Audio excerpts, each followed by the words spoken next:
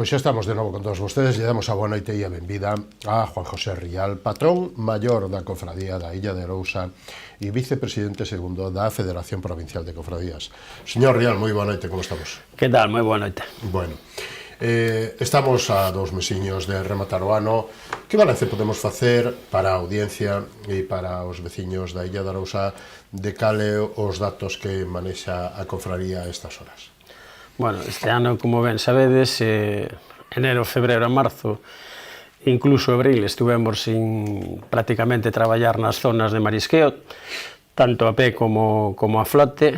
A situación neses meses foi cero, quitando un pouco de recursos específicos que o que sacan algas, navalla, longueirón e anémona, que foron uns dos únicos que estuveron traballando na nosa cofradía. Empezamos no mes de maio a traballar, incluso as mariscadoras, pero poucos días, porque, como ben sabedes, sufrimos un inverno especialmente duro, no cal morreu moitísimo marisco. Non só na nosa cofradía, sino en todas as cofradías da Ría de Arousa, unhas en maior medida que en outras, en varias rías, como pasou Muros Noia, como pasou na Ría de Pontevedra, Vigo, e aquí na Ría de Arousa, pois os que estaban no interior da ría, pois acabou afectando máis que a nós, incluso nos lombos de Ulla, unha mortandá casi do 100% de todas as especies que ali existían, e a nós tamén nos afectou na campaña do verán. Na campaña do verán foi unha campaña especialmente moi cortiña nos días da semana, incluso chegamos a traballar 2 días, 3 días, 4 días en función dos precios que tiñamos no mercado. Zonas que habitualmente tiñamos para traballar no verano, pois tuvémolas que abrímolas e acabámolas pechando, porque o marisco apenas crecera, era de talla irreglamentaria, é moi pouco marisco e tiñamos moita mortaldade e tivemos que acabar cerrala para non acabar co recurso que había nesa zona. A zona que mellor tiñamos, pois fomos capaz a estirala hasta mediados de setiembre, que foi cando acabamos de traballar. Os precios que tivemos polo verano, pois bastante ben, a xente foise gobernando máis ou menos como pudo en comparativa a outras cofradías. Non é así no marisqueo a pé, porque colleronse un ceso de actividade e levan xa, creo que 4 meses sin traballar. É dicir, non están traballando, esperamos que agora en noviembre empezarán a traballar o marisqueo a pé.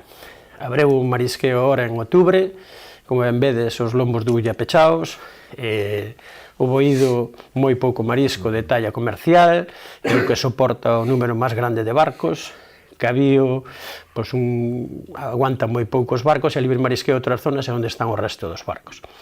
Hasta ahora a ameixa rubia pois era que estaba aguantando o precio nas lonxas, era o que estaba indo máis a xente, porque salía o día máis rentable que ir ao boído, e agora mesmo pois os precios están moi baixos da babosa, unha babosa espectacular, no cal os precios chegaron a 10,40 €.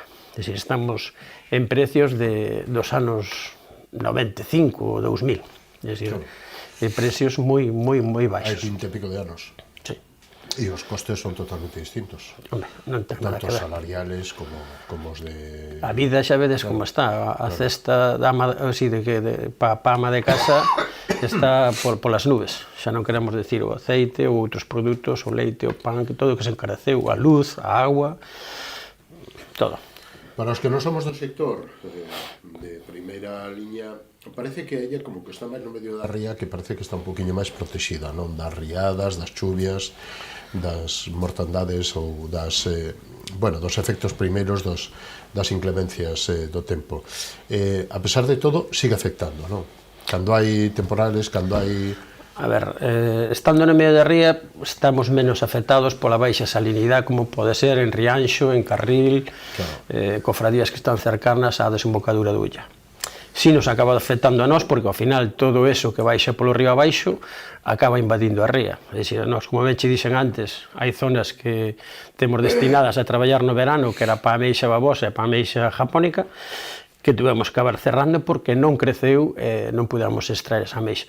Pero non, senón acabouse reflejando no sector do mexilón. No sector do mexilón, en comparativo ao ano anterior, non lle creceu, o mexillón caíalle, é dicir, situacións graves para todos. Non lle acabou perjudicando solamente o mariscador a flote ou o mariñeiro a pé, senón tamén a acuicultura do mexilón. Un concello como ella de Arousa, o mar ten un peso brutal, non? Na economía, no emprego, na dinámica social, en todo, non? Sí, na Arousa non temos agricultura.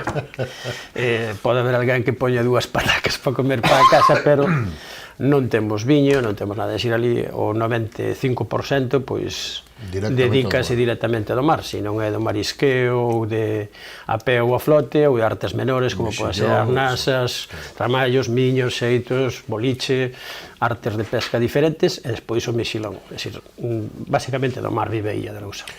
E a cofradía de Illa de Arousa é unha das máis grandes de España, porque parece que, ainda que é un concello pequeno en habitantes, en número de habitantes me refiero, pero ten 427 barcos, que é a cofradía da provincia de Pontevedra, é das máis grandes, con maior embarcación, con maior número de embarcacións, e isto supoño que tamén, aparte da ventaxa que ten, tamén supoño que é un lastre para as zonas boas de traballo, non? As zonas boas de pesca, de marisqueo, que hai unha sobrecarga tamén en momentos determinados.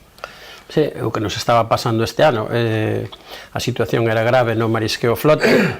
Que conlevaba isto? Pois que os barcos derivasen a outras artes, como pudo ser o xeito, os tramallos, os miños, as nasas, o boliche, todo isto que ocasiona pois cargar outras artes de máis esforzo, non? Que normalmente pois non había. O marisqueo, pois nestes anos estaba tendo unha baixada grande, este ano foi unha hecatombe para todos, é dicir, foi unha baixada enorme, coa consecuencia de que, como ben diste, pois os barcos teñense que buscar a ganancia por onde sea. Entón se derivou a outras artes e deixar o marisqueo máis de lado. Bueno, no marisqueo facemos vixiancia, furtivismo e todo isto, como está tendo moita influencia ou menos influencia debido á situación? Non, nos na illa pouco furtivo temos, é dicir, basicamente, pois, os que son locales, que teñen problemas pois con outras cousas que non é o traballo, entonces pois xa os temos localizados, basicamente, o mellor temos escollido 2-3 veces no día, abrete unha sanción que finalmente eso non acaba nada porque non tes por onde tirarlle, e pouco máis, é dicir, algunha vez temos collido un grupo de chinos, temos collido xente de outro lugar, pero cousas aisladas. Bien. Cultura ten a cofradía, a nivel de traballadores, de funcionarios, de organización, de todo. Bueno, ahora mismo estamos en 18 traballadores, son os que temos na cofradía, chegamos a ser 22, agora jubilaronse creo que 3 nestes últimos 10 anos, estamos en 18 traballadores. As contas van dando? Non, é dicir, a cofradía da illa temos unha suerte, entre comillas, que temos unha organización de produtores, que é un OPP20, e gracias a ese OPP20 pois vamos subsistindo porque podes acceder a fondos europeos, e gracias a eses fondos europeos e os plans de produción que facemos a través da PPC, pois conseguimos ser bastante subvencionados e sacar a cofradía adiante. É dicir, estes anos, incluso tendo eso, para o ano que ven vai a ser catastrófico para a nosa cofradía, porque a día de hoxe o que levamos facturado é moi por debaixo do que solemos ter na nosa cofradía. Podeche dicir que, mellor, outros anos a esta altura estábamos en torno aos 4 millóns de euros, máis ou menos, e agora debemos de andar polos 2 millóns e pico de euros. Eso, para nós, é moi pouca cousa. Un 40% menos, máis ou menos? Sí, a mesma altura. É dicir, moito tiña que mellorar isto para que o mes de diciembre ou que quede de noviembre, que facturásemos... Cuestión de kilos, cuestión de precios? Xogan un pouco as dúas cousas? Xogan un pouco as dúas cousas, é dicir, os precios baixaron para moitas especies que son fundamentales a nós, non na ameixa rubia. A ameixa rubia é unha especie que antiguamente pois tiña un precio moi baixo, pero agora pois está aguantando os precios entre 22 euros a 12 euros, que é unha especie que nós temos bastante non, pois é da que máis traballamos na illa tamén, pero a babosa vemos que ten un precio moi baixísimo, e a japónica tamén. E o berberecho como anda?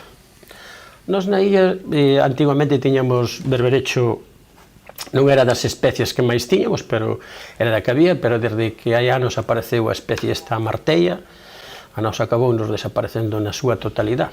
Hai brans que aparece un pouco, brans que non temos ningún, pero faloche a pé, a flote moi pouquiño, creo que este ano sacamos moi poucos kilos. Desde que entrou ese parásito, a nos acabou nos fundindo totalmente. De feito, nos lombos de Ulla, é o que está, se non é pola baixa salinidade ou polas temperaturas ou por calquera outro problema que baixe polos lombos de Ulla abaixo, o que acaba matando o berberecho é a martella. A martella é un parásito que se mete nos sifóns do berberecho e acaba afogando e que non pode comer e morre de inanición. Basicamente eso. Xa, e además é complicado combatilo, claro. A día de hoxe estaban, creo que no CIMA, facendo un estudio para ser especies resistentes a ese parásito, pero non che podo decir cal é a situación dese... O relojito, carneiro e todo eso, testimonial ou axuda? O relojito, pois, fomos capaces desde 2015 que se fixera un estudio desde as cofradías da Ría de Arousa, pois fixeras un estudio en crustáceos, non o fixamos nós na cociña da casa, sino que o encargamos á Universidade de Vigo, que é unha referencia, fixe un estudio en crustáceos, en camaróns, e demostramos que hasta cierta tamaño do relojito pois non era acumulable ese plomo nos crustáceos. Con eses datos na man presentámoslos á Consellería e fixeuse un estudio en un simulador do corpo humano, en mamíferos, en ratos, a ver cal era o impacto sobre eso. Se nun simulador dou moi por debaixo do que está establecido, creo que un 0,002 miligramos que acababa pasando o bicho. Bueno, sí, o bicho, o mamífero, e mar nos simuladores, e está moi baixo do que está permitido na Comunidade Europea, e en base a eso, pois, conseguiuse volver a este relojito. Que capturas tendes, máis ou menos? Relojito moi baixos, porque a talla que se puxo foi de 30-35 milímetros para extraer, é dicir, unha talla moi baixa. Gracias a eses estudios que foi en colaboración co Intermar, a Consellería, creo que foi a Universidade de Vigo e a de Coruña de Santiago, que se fixeron estudios paralelos para intentar leválo á Comunidade Europea, que de feito fora facer unha ponencia a Lorient, o CCSUR, para ver se facían un dictamen favorable para poder extraer non todas as tallas de relojito, pero polo menos a talla 45-47 milímetros, me refiero. É dicir, a día de hoxe ainda estamos en tratos coa ESAN a ver se somos capaces a que nos los probe nacionalmente a que se poida consumir aquí en España.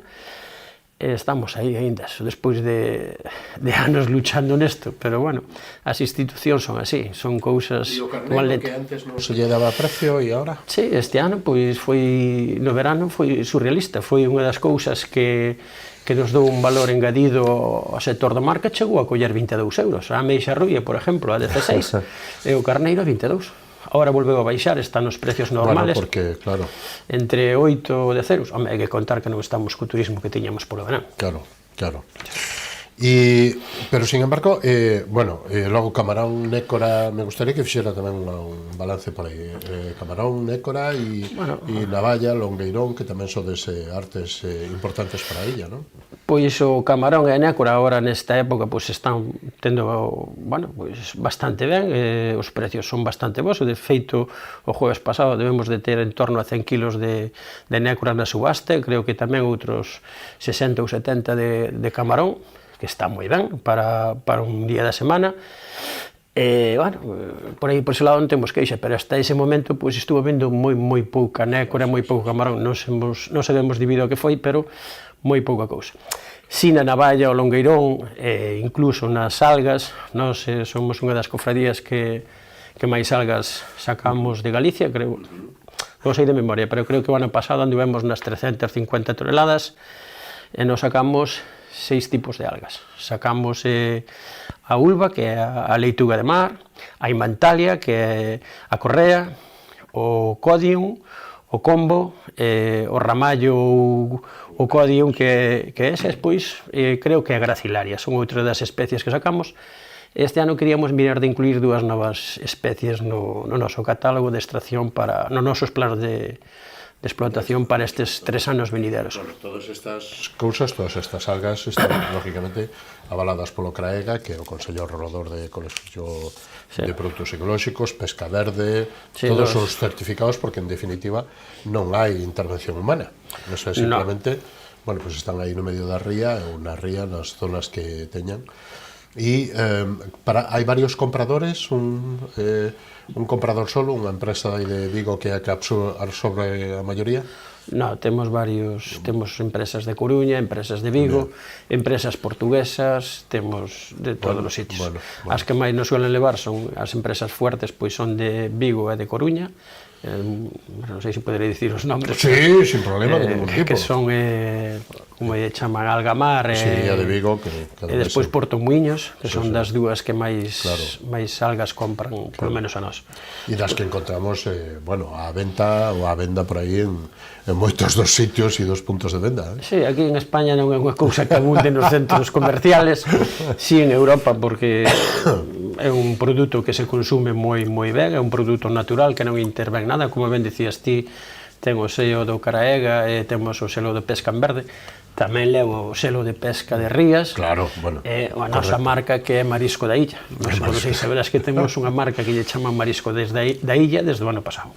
Bueno, sí que sabía, pero bueno, isto é importantísimo, porque en definitiva para un sector dedicado do mar, do que nós temos aquí, da nosa cultura, da nosa forma de vivir, todo isto que se está poñendo moitas veces en cuestión na Unión Europea, que non nos entenden, non? Que é difícil trasladar as nosas condicións, as nosas características a que nos entendan na Unión Europea e que bueno, é unha forma de vida histórica de toda a vida e que debe de seguir dentro de moitos anos, non? De centos ou miles de anos.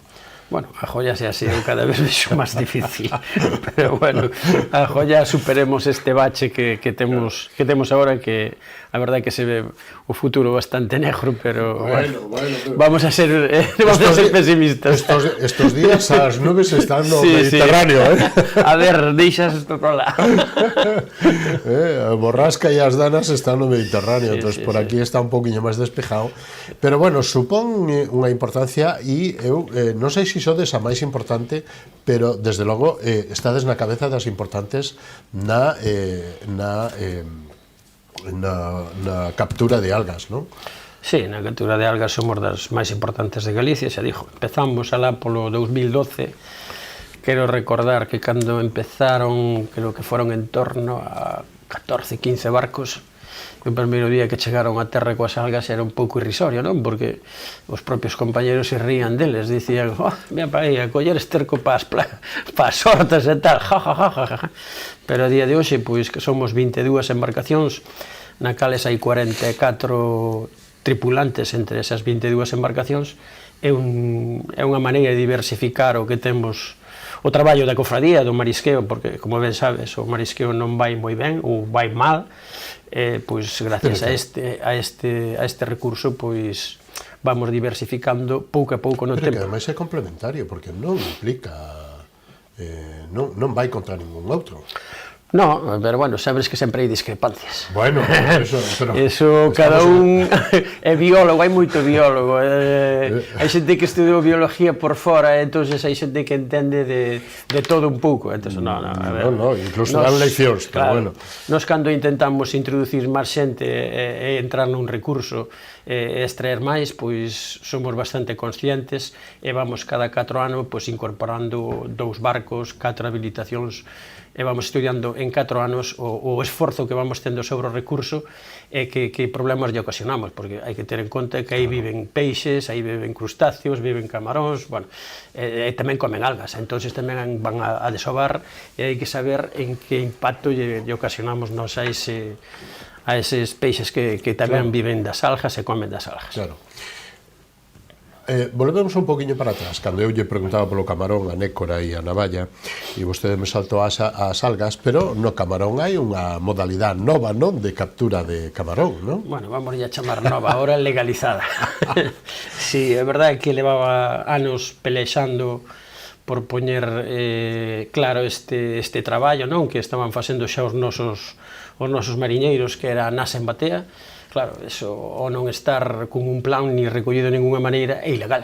É dicir, no cal que se che collía nunha batea sancionábante, coas nasas trasladando de batea a batea tamén che sancionaban, e fomos capaces, gracias aos bateeiros da illa e de Vilaxoán e de Vilanova e de Cambados que nos aprobaron que pudasen embarcar nas súas bateas para colgar esas nasas, que non lle ocasiona ningún problema.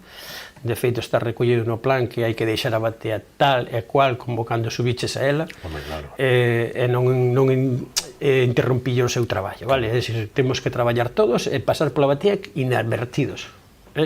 No cal poden colocar 50 nasas cada barco nas súas bateas que queiran eles, nas que están recollidas no plan. O ideal sería pois que outras agrupacións ou forsen, os propietarios de bateiros accederan a que nos aproveitemos ese recurso, porque a eles nin lles vai nin lles ven, é un recurso que finalmente acaba desaparecendo, sacar o misillón dali, é unha pena que non poida vivir xente dese camarón. Cal é a simbiosis que ten o camarón entre as bateas? Bueno, pois vive ali como un carroñero, o camarón é carroñero. Todo o que mexilón que morre ou calquer cousa que encontra no mexilón sírvelle como zona de desove, de agocho e de comida. Entonces, a batea para eso é un refugio impresionante para o camarón. Claro, e a cuestión é que nunha batea haxa as nasas que sean, 10, 20 ou as que sean, que lóxicamente supoño que estará normativizado e establecido polos biólogos e a Consellería do Mar e a normativa tal, non afecta para nada que vayan a comer a sardiña nasa en vez de comer ali na causa. Nada, o camarón a batea non lle influye tampouco, porque non é capaz de abrir un mexilón e a comelo, senón un mexilón que morre ou calquera outro peixe que poida encontrar. O noso traballo é colocar as nasas onde non lles moleste os bateiros e colocar, pois creo que teñen 10-12 nasas por batea. Sí. Cantas bateas, ou cantas, bueno, porque este é un plan, cando empezou isto? Empezou o ano pasado. Bueno, e levamos bueno, cantos meses levamos? Agora mesmo un mes máis ou menos que empezamos con este plan. En cantas bateas están, ou en cantas bateas hai autorizacións, cantas bateas accederon, en que polígonos e que pode contar? Temos 400 bateas, cerca de 400 bateas repartidas por todos os polígonos. Aquí en Cambados, pois en Meloxo, por toda a ría basicamente. Pero bueno, na ría hai 2.300 bateas. Hai moitas bateas, pero bueno, o ideal sería poder traballar en todas ou en casi todas. Porque claro, unha batea ten cierta cantidad de camaróns, non vai estar dando camaróns Sí, indefinidamente. Indefinidamente. Claro. Supoño que no camarón, igual que nas outras especies, tamén despois habrá establecido xa no plan, ou se establecerá un paro biolóxico de capturas, etc, non? Sí, o plan, basicamente o camarón fai a veda ele, é dicir, a partir do mes de febreiro en diante, desaparece, xa lle podes botar sardiñas xural dentro da nasa, que non... Porque vai de vacacións? Eu creo que desaparece de sobar. Desaparece de sobar máis ao fondo, non o colles. Unha nasa máis ou menos está colocada a unha batea 1,5 metros, 2 metros. É dicir, despois dese fondo vai máis ao fondo do mar, debe de sobar nos fondos ou nos pozos, e non hai capturas. No mes de marzo, pois xa non se poden colocar nasas, outra vez hasta o mes de setembro. Bueno, pero tamén apunta ben esta iniciativa, este novo plan, por chamarlo de algún xeito, non sei como se lle pode chamar. Si, é un plan, chamase plan, é dicir, é unha alternativa máis para o mariñeiro, dada a situación que temos agora no marisqueo, que como ben dixen antes é grave, pois darlle unha alternativa a defender o seu medio de vida, é dicir, a poder subsistir gracias a esta alternativa que é a nasa en batea. Por eso digo que sería fundamental que outras agrupacións nos aprobasen poder colgar esas nasas nas bateas. Pois que así sexa, señor Riazo. Como van as axudas, como participan as outras administracións superiores? Quero dicir, desde a Diputación Provincial, a Xunta de Galicia, a Consellería do Mar, a Unión Europea, vostede como vicepresidente segundo da Federación Provincial de Cofradías de Pontevedra, como están axudando, de que maneira apoian tanto as inversións ou os investimentos e non só a nivel de infraestructura, sino de incluso de subvencións para que vostedes poidan ter iniciativas e investimentos no mar. Bueno, eu vouche falar xa deste ano. Agora acabamos de facer, a través da Diputación de Pontevedra, pois unha regeneración de ameixa sapónica, creo que foi cerca de 1 millón de unidades, no cal pois recibimos unha subvención do 80% desa ameixa, e tamén tiñamos unha necesidade dun motor farabordas para unha lancha, e tamén compramos ese motor, que tamén foi subvencionado ao 80%, creo que era 115 cabalos ou así, eso por parte da Diputación. Creo que a semana pasada tuvemos unha reunión con eles, o cal para o ano van a incrementar os presupostos dos 250.000 a 350.000 euros, o cal pois é de agradecer, porque a moitas cofradías poder acceder a esa subvención pois para gasto corriente, para inversión e para poder botar a meixa ao mar, cada un pois darlle donde mellor poida acceder a esa axuda, e para nós é fundamental o da Diputación. Despois, por parte da Consellería, pois, bueno, recibimos axudas para asistencia técnica, vigilancia e para regeneracións. Que problema temos na regeneracións a día de hoxe? Pois que non é subvencionable a ameixa sapónica. A ameixa sapónica está baixo mínimes, que podes botar o mellor cada 2-3 anos, creo que son 750.000 unidades.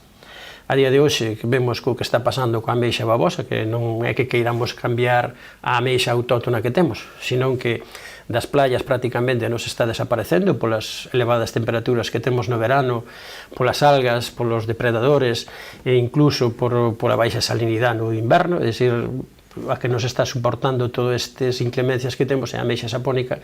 É o ideal que en Europa cambiasen os criterios para a ameixa sapónica, que entendese que xe autóctona, porque en Galicia levamos anos xa traballando a ameixa sapónica, que é unha especie invasora, pero que a día de hoxe xa se cría en Galicia, faise desovar en Galicia e faise medrar en Galicia, é dicir, xa é unha especie prácticamente nosa. O ideal sería que eses criterios cambiase a Europa para poder facer unha regeneración que fose prácticamente viable, porque botamos a ameixa babosa, sí, pero o que chega a talla comercial é moi baixo. É dicir, moitas veces desistes de facer unha regeneración porque a mortalidade é bastante elevada. A nivel de infraestructuras, como estamos? De portos, de lonxa, de todo, como está ella? Eu, pois, a día de hoxe non teño queixa, eu, desde que entrín, bueno, vou dicir eu porque son a cabeza visible da cofradía, claro, non son eu. Patrón maior. Son o patrón maior, pero hai un grupo detrás que é o que me apoie, os que aportamos ideas en riba da mesa. É dicir, nós a día de hoxe podes ir a nosa lonxa, un referente das maquinarias que hai ali, e todo o traballo que se pode facer da nosa lonja. A pena que non teñamos máis marisco para poñer a traballar toda esa lonja que temos agora. En portos, pois, temos un pantalán que non tiñamos antes para as embarcacións da terceira lista, que son 356 amarres máis que se fixeron novos, un pantalán bo e ben abrigado, e despois conseguiuse tamén un pantalán para as embarcacións de agricultura, creo que son sobre 110 barcos, que tamén a día de hoxe pois van andando para o barco. Que espera destes 2 mesiños de cara a Navidad, que son 2 meses importantes dende o punto de vista dos precios e das vendas? Bueno, pois o que espero basicamente pois que suban e poder arreglar un pouco o problema que temos de todo o ano. Eu teño claro que o ano vai ser un balance malo, por moi ben que vai o inverno, ou así o mes de diciembre, vai a ser prácticamente difícil salvar o problema que temos en riba. O problema é grande, dada a situación que arrastamos no ano pasado, a que vamos a arrastar cara ano que ven. As cofradías van a estar todas con datos malísimos de ventas e de deudas, porque moitas cofradías van a ver con problemas para pagar as súas nóminas. E despois temos o problema tamén do cambio generacional. Cambio generacional, quen quer ir ao mar hoxe en día? Nadie. Non é atractivo ir ao mar. Antiguamente, pois, iba ao mar o que non estudiaba ou non tiña onde ir. Pero agora, un rapaz ou non estudia, ou non sei a que se dedican, pero nós, cando ven un rapaz con 25 anos ou 30 anos por mar, é que nos alumbran os ollos. E hai que darse conta que agora, nestes 5 anos que quedan pa diante, toda a xente que é dos anos 64, 65 pa cá, que era a época aquela do baby boom, toda esa xente vai jubilar. Eu creo que en torno ao 40% da xente da illa vai jubilar. E non só da illa, do mar, senón das outras cofradías. Quedarán moi pouca xente. É dicir, a situación é mala xa no mar e ainda arriba polo cambio generacional que temos a día de hoxe. Se mellora a situación do mar, pode haber máis atracción, non? Podería. que sería o ideal. Nós estamos facendo charlas cos rapaces na nosa cofradía. Poñer en valor a cultura. Claro. Nós temos ali, que vos animamos a vir, temos unha aula didáctica, temos un acuario no cal pois, temos un cachiño de mar ali que temos un pouco das especies que traballamos, camarón, nécora, centolos, ameixas dentro do acuario para que os propios rapaces vexan o que é o mar, non a agua sola, senón o que hai debaixo desa agua e que o poidan ver in situ. Despois temos unha aula de interpretación, temos unhas gafas de realidade virtual o cal poden ver como se traballa a recoller as algas debaixo do mar, o marisqueo a pé, o marisqueo a flote, é dicir, temos algo para incentivar a estos rapaces que acaben algún pois no mar ou no marisqueo. E aparte, e poñer en valor o noso traballo, claro. E o IGAFA, que é un dos centros importantes de formación, vamos. Bueno, señor Real, foise o noso tempo, pero ten vostede a última intervención para decir o que queira, remarcar o que dixo ou de falar do que eu non lle preguntín. Bueno, pois eu que diría que creo que é fundamental é que o marisco, é dicir, o libre mercado existe, pero que o marisco que vende fora que non se venda como marisco gallego. É dicir, o noso marisco ten unha trazabilidade que non ten o marisco de fora, o noso marisco pois está controlado polo Intecmar, o cal, se ese marisco dá positivo en lipofílicas en ASP ou PSP, van devoltos ao mar. É dicir, estamos moi controlados polo Intermar e ten que ser así. A parte, sabemos unha trazabilidade de onde ven e onde sale e onde vai ese marisco, que non podemos dicir de outro marisco, que non sabemos a súa procedencia sanitariamente, nin a súa trazabilidade, e ao final non sabemos que pode pasar con ese marisco. É dicir, e a riqueza que nos dá todo o sector. A ama de casa que aposte polo marisco gallego, xa non vou dicir de marisco da illa, pero que aposte polo marisco gallego, que é fundamental. É verdad que é un pouco máis caro, pero ás veces o barato sale caro. E ademais queda todo aquí.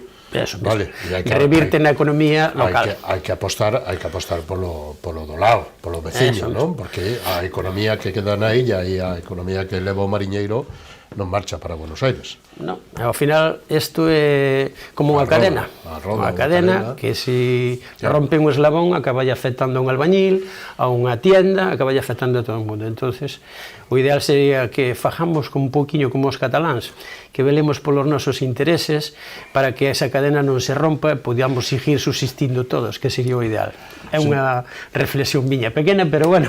Bueno, señor Real, lle agradecemos moito que haya estado connosco esta noite.